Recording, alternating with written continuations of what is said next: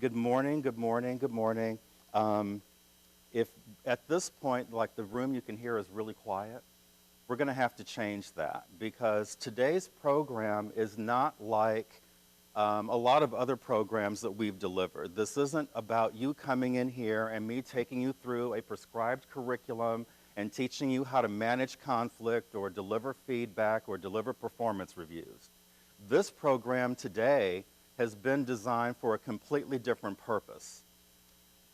I'm going to be asking you questions also throughout the day, hence the whiteboard over there, and I've got two young ladies that will be on roller skates rolling around to get to you to take some of your feedback.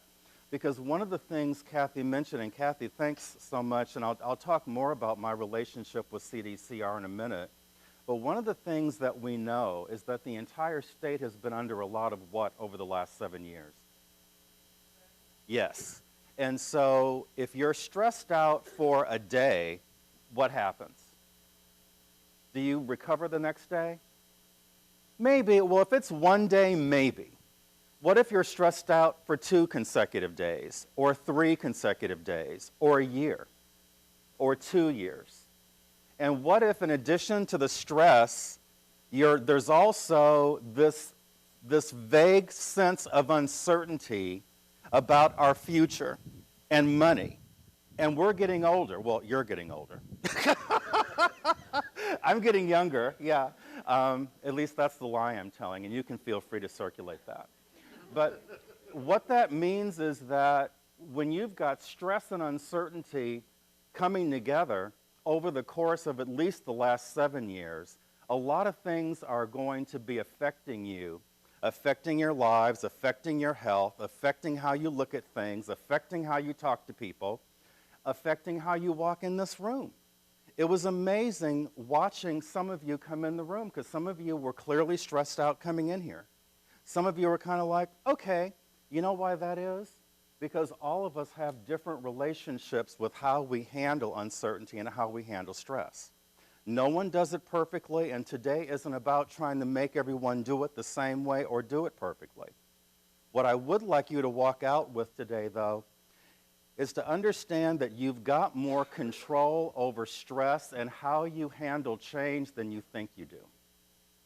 I'm not going to ask for a show of hands because I've been a lot of places, and I have to say, overwhelmingly in our country, people tend to feel victimized and we feel powerless after such a long period of being stressed out and living with an uncertain level of things going on. So we want to turn that around. We'll turn that around by, and I'm going to just kind of step into a Deepak Chopra moment, or maybe Oprah moment for you if that's who you listen to. But we have to start talking about personal power again, don't we? Is there a relationship between stress and personal power? Anybody want to holler out an idea behind that?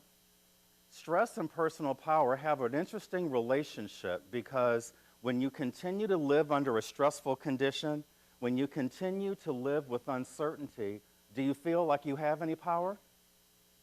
And what happens to human beings when they don't feel like they have any power? They shut down. What else do they do? Did someone say depressed? Yeah. You know that 61% of the United States of America is on some type of anti-anxiety or antidepressant medication. 29% of that number are women between the ages of 29 and about 50-something. Men hovers around about 24, 25%. This is on the website for the Department of Health. So, I mean, you can take the pills, or we can learn how to shift how we think about stress, think about what power we have and how we can appropriately execute that power. Because one of the things that we need to start focusing on is contributing less to our own stress so that we can begin contributing less to the stress of people around us. Because when you say, well, what stresses you out? And some of you would say, the person sitting next to me. This poor woman is the boss of these people. They don't even want to sit with her. So we want to cut down. Yeah, there's more where that came from. But we want to cut down on our own stress, and we want to stop getting on other people's nerves also. Because one of the things that is a casualty of long-term stress and uncertainty is we stop treating one another with value. We stop doing that. And I have to tell you, when things are bad, that's when we probably need to be on our best behavior, but the reality is that it goes the complete other way. When things are uncertain and when we're stressed out, we need each other more. We're not collaborative, we're not treating people as peers, we're not treating them as colleagues, we're treating them, well, badly, right? The please and thank yous fall by the wayside. We stop talking, stop communicating with people, leave things out, overreact. That doesn't create a good team.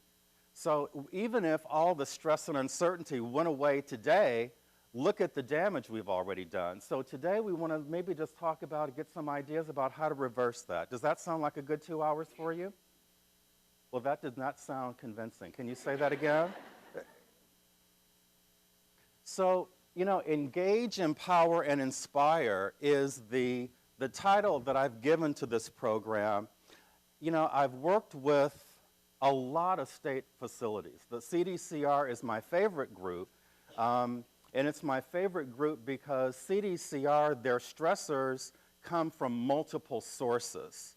And like, for example, the Attorney General's office, the State Franchise Task Force, the DMV, you know, they're all stressed out and dealing with uncertainty as well. But this group has the stress of yourself, you have the stress of the people you're supporting, and then you have the added stress of the inmates and all of the stress that is brought on with that. It's very different. And so I really haven't appreciated my relationship with the state for the last 7 years.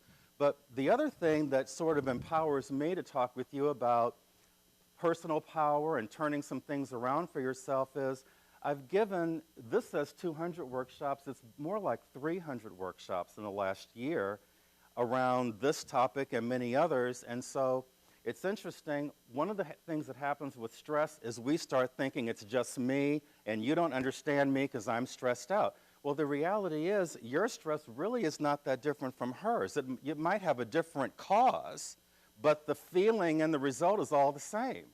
So it doesn't matter if you're a medical center, which I work with quite a bit, or a city or a county or the state, it's pretty much all the same, and I've been around to many, many, many of those places.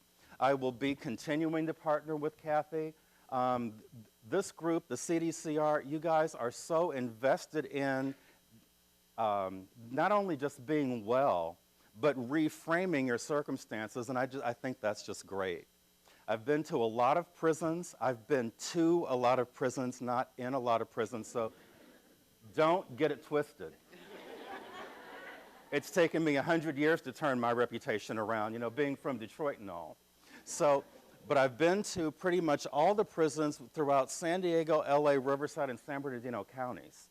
And so I've seen a lot there that has helped me continue to rewrite, and reposition programs. So it's really interesting. So today is about engaging you, and that's why your feedback and you sort of hollering out different things is important, because one of the things with stress is you have to speak it to let it go. So you'll have a lot of opportunities to say, this is stressing me out. This is what I would like to do differently. This is how this has been affecting me, because the funny thing about stress is if you don't let it out, there's nowhere else for it to go but to be turned into acid in your stomach, and we don't want that, do we? Do we? Okay, good, okay. Just checking. So I mentioned casualties of stress because when you first get stressed out, what do? What's the progression? You know, you say, oh, I'm having a bad day, right? And you go home and you talk about it to anybody who will listen, right? Maybe you're one of the folks that goes home from the office and then you call all the other people that you work with. That happens a lot. I'm not sure why. It's one of the reasons why I've stopped answering my phone at home at night sometimes. But casualties of ongoing stress and uncertainty, after a while, you really don't know another way because the stress becomes so comfortable. It becomes so familiar and so comfortable to keep talking about it and keep it going. And you know what else happened? And yeah, and she said this or he said that. And we just keep it going, keep it going. And what begins to happen is that the first casualty is your attitude begins to change. Can I ask, does it change for the better or for the worse? Okay. And how does it look when the attitude changes for the worse? Oh, don't hold back. Jump right in. Yeah. I won't say what she said, but it began with a B and ended with a Y. So, okay. Yes, absolutely. And that might be an improvement for some of the behaviors we've seen, right? Sure, absolutely. So, attitude, what about our behavior? What happens there? Do we behave appropriately? No. And I'm not talking about behaving in a way that's illegal or anything like that. Just courteous, friendly, making eye contact with people, saying thank you and good morning. It doesn't cost you anything to look up and say good morning. Now, I will say to your credit, the majority of this room, when you guys walked in, all said good morning to me and made eye contact with me. That is not true everywhere. People can be so stressed out, they just walk in like this, don't bother me, I can't take anymore. And even when you came in and you were very friendly with us, we did what to you? Stressed you out even more. We said, no, nope, nope, you got to change seats. And we love that, don't we? Because it's not as though we have enough things taken from us, enough authority and power taken from us. Now you can't even decide where you're going to sit. So we said, let's move everybody. Then we said, turn off your phones. And you guys murmured a little more loudly, but you complied, so it was all good. So this is very good for you. This bodes well for you. When it comes to attitude and behavior, how do you change it? And nobody say Xanax or ECT, because that doesn't really work. Not that I know. Don't judge me. How do we change attitude and behavior? One thought at a time, right? So one of the things that I want you to remember for today is watch what comes out of your mouth and look at the reaction you get from how you interact with people, because that's what tells you if your behavior is over the top for them or not. So we have to actually look at them and say, oh, they're still smiling at me, or, oh, look at that, she's crying. Oh, darn, I shouldn't have punched her, right? So the other thing is that workplace respect and basic courtesy go straight out the window as a casualty. In fact, normally we see that happen right off the bat. When we say workplace respect and courtesy, what thoughts come to your mind? Workplace respect and courtesy.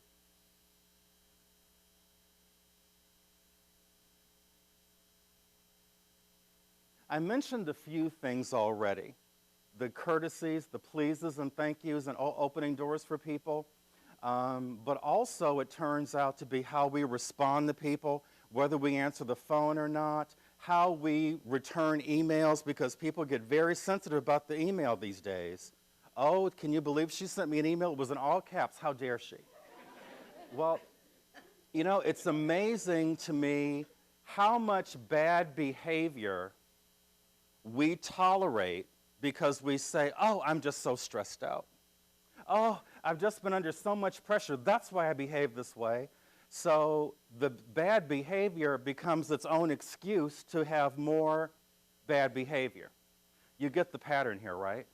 So today is about changing some of those patterns. We have to begin with understanding the importance of demonstrations of basic kindness. Because no matter what functions you all have, whether you're EEO or payroll or whoever, it doesn't matter. The bottom line is you're still human beings and you're still providing a service in an organization that most people don't understand and don't appreciate. So this isn't the 70s or 80s anymore. Yes, I was born then. Don't look at me like that.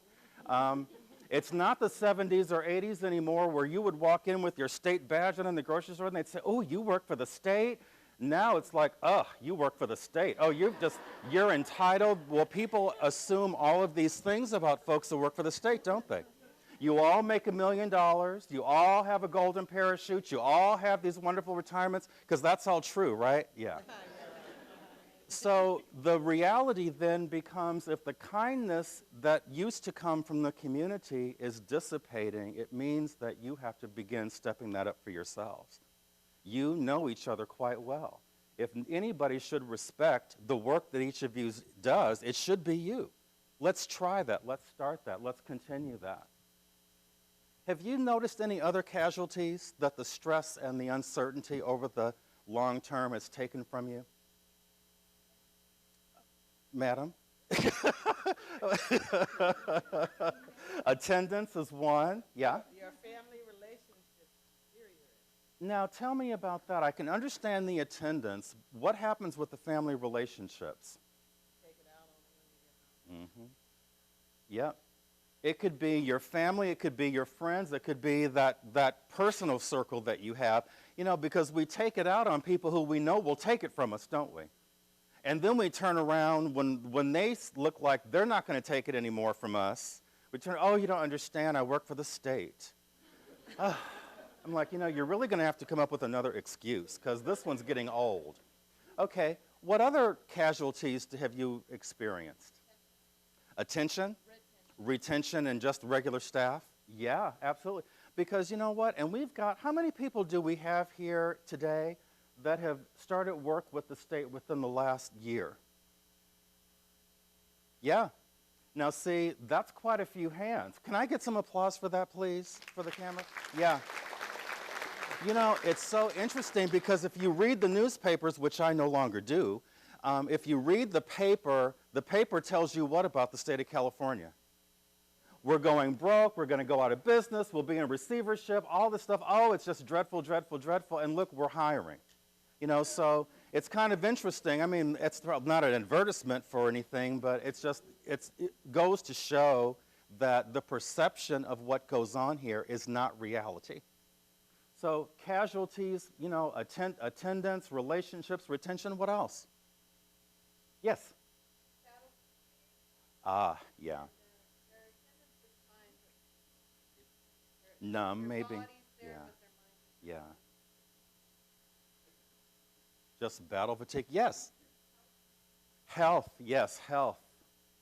If it's one thing I know very well is health, I've been the administrator of 2 large hospitals, and I know that with the state of California, you, not personally, but I'm sure you know someone that works for the state that has had some sort of cardiac event.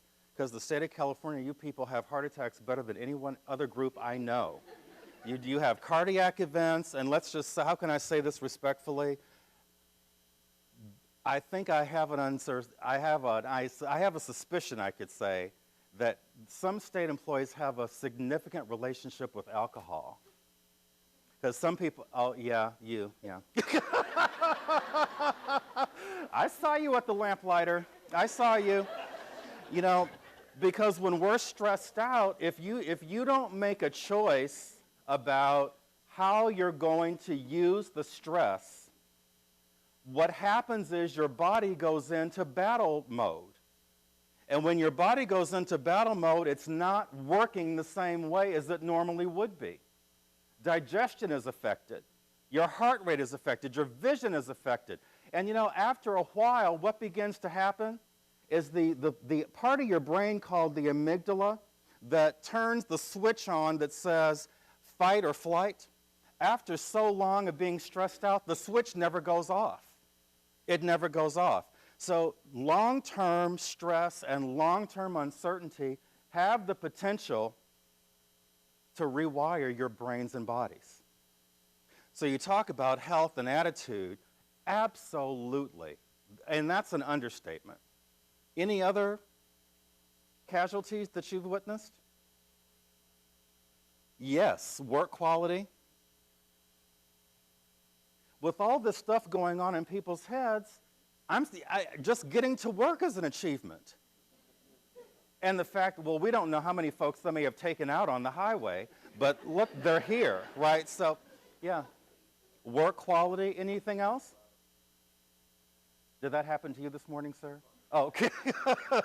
Yeah, she ran me off the road. Okay. Any other casualties? Yes. Oh, wow. You should write that in red. Ambition.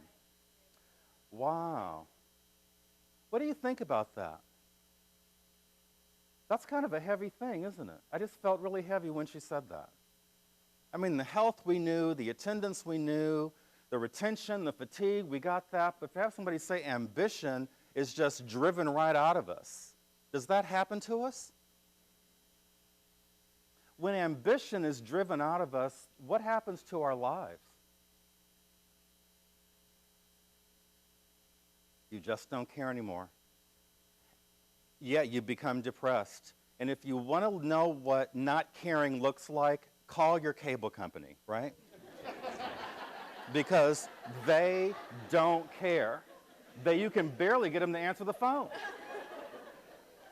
You know, but when there's no ambition because of work stress and uncertainty, what other